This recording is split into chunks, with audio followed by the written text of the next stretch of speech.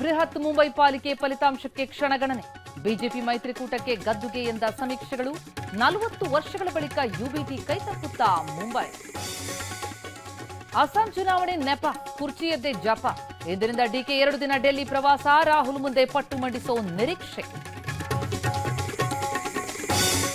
3 ದಿನ ಕಳೆದರೂ ಅರೆಸ್ಟ್ ಆಗದ ರಾಜೀವ್ ಗೌಡ. ಚಿಕ್ಕಬಳ್ಳಾಪುರದಲ್ಲಿಂದು ಸರ್ಕಾರಿ ನೌಕರರ ಪ್ರತಿಭಟನೆ. ಘಟನೆ ಬಗ್ಗೆ ವರದಿ ಕೇಳಿದೆ ಹೈಕಮಾಂಡ್. ಲಕ್ಕುಂಡಿಯಲ್ಲಿ ಸಿಗುತ್ತಾ ನಿಧಿಗಳ ರಾಶಿ. 13 ಅಡಿವರೆಗೂ ಆಗಿದ್ದು ಇಂದಿನಿಂದ ಉತ್ಖನನ. ಅಜ್ಜ ಸಂಗ್ರಹಿಸಿರುವ ಹರಳುಗಳ ಬಗ್ಗೆ ಅಚ್ಚರಿ.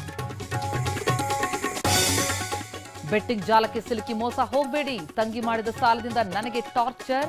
ಜೂಜಿನ ಆಪ್ಗಳ ನಿಷೇಧಕ್ಕೆ ನಟಿ ಕಾರುಣ್ಯ ಒತ್ತಾಯ. ಕಾರ್ ಆಲ್ಟ್ರೇಷನ್ ಮಾಡಿಸಿ ಕರ್ಕಶ ಸೌಂಡ್. ಸಾರ್ವಜನಿಕರಿಗೆ ಕಿರಿಕಿರಿ ಮಾಡಿದವನಿಗೆ ತಕ್ಕ ಶಾಸ್ತಿ.